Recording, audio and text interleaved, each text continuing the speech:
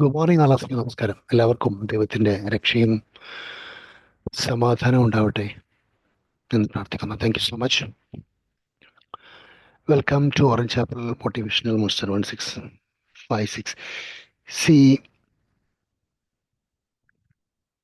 Forced focus, അതായത് വളരെ ശക്തിയായിട്ട് ഫോക്കസ് ചെയ്യാൻ വേണ്ടി ഫോഴ്സ് ചെയ്യുന്ന ഒരു സിനാറിയോ.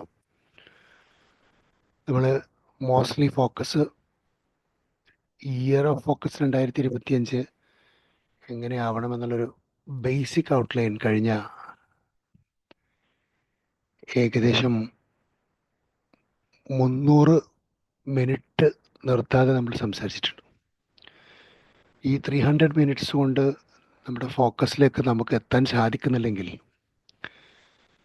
ഒഴിവുള്ള സമയമൊക്കെ ഈ യൂട്യൂബിലെ ഈ വീഡിയോസ് എടുത്ത് വീണ്ടും കാണുകയും ബുക്കും പേനയൊക്കെ എടുത്തിട്ട് അതൊക്കെ ഒരു ചാപ്റ്ററാക്കി എഴുതിയുണ്ടാക്കി അവനവൻ്റെ കാര്യങ്ങൾ ഓരോ ചാപ്റ്ററിൻ്റെ പുറത്ത് താഴെയും അവനവനുമായി കണക്ട് ചെയ്തിട്ടുള്ള കാര്യങ്ങൾ എഴുതിയുണ്ടാക്കുകയൊക്കെ ചെയ്ത് നോക്കിയാൽ ഒരുപക്ഷെ അത് ഗുണം ഉള്ളതായേക്കാൻ സാധ്യതയുണ്ട്. കാരണം എല്ലാവരും ഹൈലി ഫോക്കസ്ഡ് ആയ വ്യക്തികളാവണമെന്നില്ല. ജനറ്റിക്കലി അതിന് പ്രശ്നമുണ്ടാവും. അൺഫോക്കസ്ഡ് ADHD കുട്ടികളെ കുറിച്ച് നമ്മൾ പറയുന്ന പോലെ ചിലപ്പോൾ അൺഫോക്കസ്ഡ് ആയിട്ടുള്ള കാര്യങ്ങളൊക്കെ ഉണ്ടാവും. അപ്പോൾ ഏതെങ്കിലും ഒരു പർട്ടിക്കുലർ ഏരിയയിൽ നമുക്ക് ഫിസിക്കൽ എയിൽമെൻറ്റോ അല്ലെങ്കിൽ ഇൻസ്റ്റബിലിറ്റിയോ അല്ലെങ്കിൽ എക്സ്റ്റേണൽ ഇഷ്യൂസോ ഇൻറ്റേർണൽ ഇഷ്യൂസോ ഒക്കെ ഉള്ള കാരണം കൊണ്ട് അൺഫോക്കസ്ഡ് ആയിട്ടുള്ള ആളുകളുണ്ടാവും. ഒരുപക്ഷെ ഇത് റിപ്പീറ്റഡ് ആയിട്ട് നിങ്ങൾ കേൾക്കുകയും പ്രാക്ടീസ് ചെയ്യുകയൊക്കെ ചെയ്തു കഴിഞ്ഞാൽ ഇതൊരു ലൈഫ് ലോങ് സക്സസ്സിനുള്ള ഒരു ബേസിക് സ്റ്റെപ്പായി കിട്ടാൻ നമുക്ക് സാധിക്കും എന്നുള്ളത് ഒരു ഈ 300 മിനിറ്റ് എന്ന് പറഞ്ഞാൽ ഇറ്റ് നോട്ട് ഒരു ടോപ്പിക്കിൽ 300 മിനിറ്റ് എന്ന് പറഞ്ഞാൽ it is not a small thing, it will be huge thing. ഒരു കണ്ടിന്യൂസ് ആയിട്ടുള്ള 300 മിനിറ്റ് കൂടുതൽ വരുന്ന ഒരു ടോപ്പിക്ക് പഠിക്കുക എന്ന് പറഞ്ഞാൽ കുറച്ച് കോൺസെൻട്രേറ്റ് ചെയ്ത് വർക്ക് ചെയ്യണമെന്ന് മാത്രം. മോസ്റ്റ് ഫോക്കസ് കുട്ടികളുടെ കാര്യത്തിൽ നമ്മൾ കുട്ടിക്ക് ഒന്നിനും ഫോക്കസ് ഉണ്ടാവില്ല. ചില മനുഷ്യർ വലിപ്പമുണ്ടെങ്കിലും പ്രായമുണ്ടെങ്കിലും കുട്ടികളെക്കാൾ കഷ്ടമായിരിക്കും ചിലപ്പോഴൊക്കെ. ചില കുട്ടികൾ പ്രായമില്ല വലുപ്പമില്ലെങ്കിൽ പോലും വലിയ ആളുകളെക്കാൾ വളരെ മികച്ചതുമായിരിക്കും ചിലപ്പോൾ. ഇത് രണ്ടും ഒരുപോലെ നമ്മൾ കാണാറുണ്ട്. പക്ഷേ നോർമലി പാരൻറ്റിങ്ങിൻ്റെ സമയത്ത് കുട്ടികളിൽ നമ്മൾ അപ്ലൈ ചെയ്യുന്ന ഈ ഫോഴ്സ്ഡ് ഫോക്കസ് സംവിധാനം ഓരോരോ കാര്യങ്ങൾ ചെയ്യാൻ വേണ്ടി മൊബൈൽ മാറ്റിവെച്ച് ഇന്ന സമയത്തിരുന്ന് പഠിക്കണം, പഠിച്ചേ പറ്റൂ എന്ന് പറയുന്നത്, ഫിസിക്കൽ ആക്ടിവിറ്റിക്ക് വേണ്ടി കളിക്കണം, കളിച്ചേ പറ്റൂ എന്ന് പറയുന്നത്, ഈ ഫസ്റ്റ് ഫോക്കസ് ഒക്കെ പ്ലാൻ ചെയ്ത് പ്രാക്ടീസ് ചെയ്യിപ്പിക്കുന്ന പ്രധാനപ്പെട്ട സ്ഥലങ്ങളിൽ ഒന്ന് സ്കൂളുകളാണ്.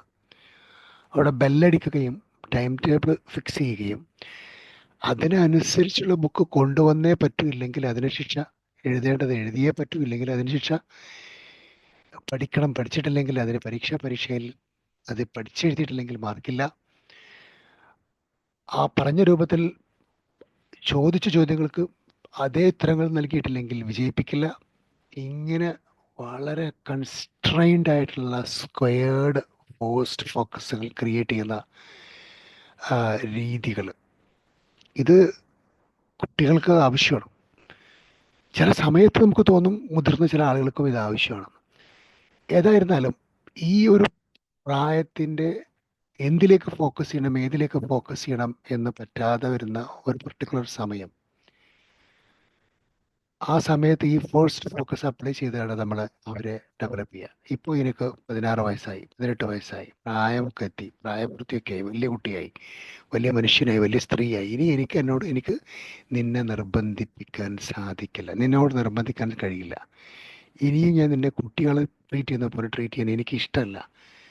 ഇനി ഞാൻ നിന്നെ ഫോഴ്സ് ചെയ്യില്ല. നിനക്ക് വേണമെങ്കിൽ ഫോക്കസ്ഡ് ആവാം, നിനക്ക് വേണമെങ്കിൽ പഠിച്ചോ, വേണമെങ്കിൽ രക്ഷപ്പെട്ടു, ഇനിയെങ്കിലും എന്ന് പറയുന്ന ഈ ഡയലോഗ് ഫോസ്റ്റ് ഫോക്കസിൻ്റെ ഒരു എൻഡാണ്.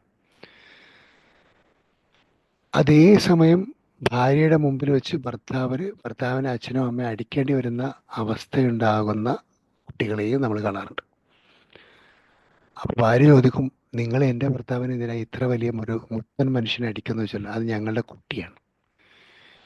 അപ്പോൾ അവരവരുടെ അച്ചടക്ക ക്രമീകരണങ്ങളും നയങ്ങളും നടപടികളും ഒക്കെ പ്രായഭേദമന്യേ ആളുകളുടെ മുന്നിലാണോ പിന്നിലാണോ ഇനം ഏതാണോ എന്താണെന്ന് നോക്കാതെ തന്നെ അവർ കൈകാര്യം ചെയ്തുകൊണ്ടിരിക്കുന്ന രക്ഷിതാക്കളും കാണാറുണ്ട്. ഇവിടെ ഫോഴ്സ്ഡ് ഫോക്കസ് നമ്മൾ അപ്ലൈ ചെയ്യേണ്ടതാണ്. ഇനി നമ്മളോടും ഈ ഫോഴ്സ്ഡ് ഫോക്കസ് അപ്ലൈ ചെയ്യാം. ഇത് മറ്റുള്ളവരെ വളർത്താനും നന്നാക്കാനും മാത്രമല്ല. കമ്പനികളുടെ ചിട്ടവട്ടങ്ങളും നയങ്ങളും നിയമങ്ങളും പോളിസികളും ഒപ്പിടിച്ചു വാങ്ങുന്ന അഗ്രിമെന്റുകളും ഒക്കെ ഇത്തരത്തിലുള്ള ഫോഴ്സ്ഡ് ഫോക്കസുകളുടെ ഭാഗമാണ്. ഇനി ഇതേ ഫോഴ്സ്ഡ് ഫോക്കസ് നമ്മളോട് തന്നെ നമുക്ക് അപ്ലൈ ചെയ്യാം. ഞാൻ കണ്ടിട്ടുണ്ട് സ്പിരിച്വലി വളരെ റൂട്ടഡ് ആയിട്ടുള്ള ആളുകൾ, സ്പിരിച്വലി റൂട്ടഡ് ആയിട്ടുള്ള ഭയങ്കര ദൈവിക വിശ്വാസവും ഭയമൊക്കെ ഉള്ള ആളുകൾ, അവർ ആ ഒരു സിസ്റ്റത്തിന് സ്ട്രിക്റ്റായിട്ട് ഫോഴ്സ്ഡ് ആയിട്ട് അതിനകത്തേക്ക് ഫോക്കസ് ചെയ്യിച്ചിടും. ഒരു ഉദാഹരണം പറയുകയാണെങ്കിൽ മുസ്ലിം മതവിഭാഗത്തിൽ 5 സമയത്തെ നമസ്കാരം, 5 സമയത്തെ നമസ്കാരത്തിന് വേണ്ടി അവർക്ക് പള്ളിയിൽ നിന്ന് ബാങ്ക് വിളിച്ച് ആ ബാങ്ക് വിളി കേട്ട് അതുമായി ഇമ്മീഡിയറ്റ്ലി പ്രയറിലേക്ക് ട്യൂൺഡ് ആവണം. ആ മതവിശ്വാസവും മതബോധവും ഭക്തി സാന്ദ്രതയും അതല്ലെങ്കിൽ ആ ഭക്തിയോട് കൂടുതൽ അടുത്ത ഒരാൾക്ക് ഈ ഇതൊരു ഫിലോസഫിക്കൽ സിനാരിയോ ആണ്. ആ ഒരു ഇൻറ്റിമേഷൻ, ആ ഒരു ഇൻവിറ്റേഷൻ ആ പ്രെയറിലേക്ക് കൃത്യമായി റെഗുലറായിട്ട് without even changing or putting a off on any day, ഒരു ദിവസം ഓഫ് പോലും ഇടാതെ ആ സംവിധാനം സിസ്റ്റമായിട്ടൊക്കെയായി ചെയ്യുമ്പോൾ വളരെ ഭക്തിയുള്ള ഒരാളെ സംബന്ധിച്ചിടത്തോളം, അല്ലെങ്കിൽ ഭക്തി ഉണ്ടാക്കിയെടുത്തേ പറ്റൂ എന്നുള്ള ഒരാളെ സംബന്ധിച്ചിടത്തോളം ആ ഒരു സംവിധാനം മാത്രം മതി അയാളെ കൺവേർട്ട് ചെയ്തെടുക്കാൻ. ബിക്കോസ് റിലീജിയസ്ലി ആ ആ ഒരു സിസ്റ്റം ഒരു ഫോഴ്സ്ഡ് ഫോക്കസിൻ്റെ ഒരു ബ്യൂട്ടിഫുള്ളായി ഒരാളെ ട്യൂൺ ചെയ്തെടുക്കാൻ അവനവന് തന്നെ സാധിക്കും. ലോകത്ത് ആരും ആരോടും ഒന്നും പറയുന്നില്ല. ആ ഇൻവിറ്റേഷൻ, ആ വിളി കേൾക്കുന്ന സമയത്ത് മെൻ്റലി അത്തരത്തിലുള്ള റിലീജിയസ് ആയിട്ടുള്ള ഒരാൾ അല്ലെങ്കിൽ റിലീജിയസ്ലി ട്യൂൺഡ് ആവാൻ ആഗ്രഹിക്കുന്ന ഒരാൾ അതിലേക്ക് ഗെറ്റ് റെഡി ആവും. ഈ ഗെറ്റ് റെഡി ആവുന്ന ഒരു മോഡിന് ആരെങ്കിലും എന്നോട് പറഞ്ഞു, അയാൾ എന്നെ ഇൻവൈറ്റ് ചെയ്തു, അയാൾ എന്നെ ഫോഴ്സ് ചെയ്തു, അയാൾ എന്നെ വിളിച്ചു, എന്നെ ഇൻസൾട്ട് ചെയ്തു എന്നൊന്നും പറയേണ്ട ആവശ്യമില്ലാത്ത വിധത്തിൽ അതിനെ ഒരു ദൈവത്തിൻ്റെ വിളിയായി, പടച്ചവൻ്റെ ഒരു വിളിയായി ആ ഇൻവിറ്റേഷനിലേക്ക് സെൽഫ് ട്യൂൺഡ് ആവുന്ന ഒരു അവസ്ഥ. ഈ ഒരു അവസ്ഥയിലേക്ക് ഒരാൾ ഡെവലപ്പ് ചെയ്യുന്നുണ്ട് എങ്കിൽ ആ ഫോഴ്സ്ഡ് ഫോക്കസ് ഏത് പ്രായത്തിലുള്ള ആൾക്കും ആർക്കും ആരോടും അപ്ലൈ ചെയ്യാൻ സാധിക്കുന്നു എന്നാണ്. അത് നമുക്ക് നമ്മളെ തന്നെ ഡിസിപ്ലിൻഡ് ആക്കാനും ഡെവലപ്ഡ് ആക്കാനും സാധിക്കും. പ്ലാൻഡ് ആയിട്ട് ഇത്തരത്തിലുള്ള ഏത് സിനാരിയോയിലും ഒരാൾ ഇന്നാവുന്നുണ്ടെങ്കിൽ അത് വളരെ ബ്യൂട്ടിഫുള്ളാണ്. HR മാനേജർക്ക് ട്രെയിനിങ് കൊടുക്കുന്ന സമയത്ത് അവരോട് പറയാറുണ്ട് ഞാൻ പ്രത്യേകിച്ച്, റിക്രൂട്ട്, റീഫ്രെയിം, റീറ്റെയിൻ ആണ് ഏറ്റവും വലിയ HR മന്ത്ര എന്ന്. ഒരുപക്ഷെ എനിക്ക് തോന്നിയത് അങ്ങനെ ആയിരിക്കണം, അതുകൊണ്ടായിരിക്കും ഞാൻ അങ്ങനെ പറയുന്നത്. റീഫ്രെയിമിൻ്റെ വിഷയത്തിൽ ഞാൻ അവരോട് പറയുന്നുണ്ട്, കൊടയിൽ ഒതുങ്ങാത്ത വടിയാണെങ്കിൽ പിന്നെ അതുകൊണ്ട് വലിയ കാര്യമില്ല. ഏത് വടിയും കൊടയിൽ ഒതുങ്ങണം, അല്ലെങ്കിൽ റീഫ്രെയിമിങ്ങിന് പ്രസക്തിയില്ല. ടെർമിനേറ്റ് ചെയ്യുക, അല്ലെങ്കിൽ സസ്പെൻഡ് ചെയ്യുക, അല്ലെങ്കിൽ ആ പണിക്ക് നിർത്തരുത്, അല്ലെങ്കിൽ ആ കൊമ്പും മുനയൊക്കെ ഒടിച്ചു കളയുക. ഇതാണ് റീഫ്രെയിമിംഗ് പ്രോസസ്സ്. ഇതേ റീഫ്രെയിമിംഗ് പ്രോസസ്സ് ഫോഴ്സ് ഫോക്കസിൻ്റെ ഭാഗമായിട്ട് ഇവിടെ ഈ പോളിസിയുണ്ട്, ഇവിടെ ഈ ഫിലോസഫിയുണ്ട്, ഇവിടെ ഇങ്ങനെയാണെന്ന് അച്ഛനും അമ്മയും മക്കളോട് പറയും. ഇതിനൊക്കെ സാധിക്കുമെങ്കിൽ ഇവിടെ നിന്ന്, അല്ലെങ്കിൽ ഇവിടെ നിന്ന് ഇറങ്ങിക്കോണം എന്ന് പറയുന്നതും നമ്മൾ കേൾക്കാറുണ്ട്. നമുക്ക് നമ്മളോടാണ് ഉണ്ടാവേണ്ടത് ഫോഴ്സ്ഡ് ഫോക്കസ്. ഞാൻ എന്നെ തന്നെ ചില കാര്യങ്ങൾക്ക് വേണ്ടി ഫോഴ്സ് ചെയ്ത് പ്രാക്ടീസ് ചെയ്യിപ്പിക്കണം. ഇത്തരത്തിൽ ഹബിച്വേറ്റ് ചെയ്ത് ഫോഴ്സ് ചെയ്ത് പ്രാക്ടീസ് ചെയ്യിപ്പിക്കുന്ന ഒരു ലെവലിലേക്ക് എൻ്റെ വിസ്ഡത്തെ, എൻ്റെ ബുദ്ധിയെ എനിക്ക് വളർത്താൻ സാധിച്ചാൽ, എൻ്റെ പ്രാക്ടീസസിനെ എനിക്ക് വളർത്താൻ സാധിച്ചാൽ, എൻ്റെ ഡെവലപ്മെൻറ്റൽ തോട്ട്സിനെ എനിക്ക് വളർത്താൻ സാധിച്ചാൽ, ഞാൻ ആ ഒരു രൂപത്തിലേക്ക് എന്നെ ട്യൂൺ ചെയ്ത് അടങ്ങും.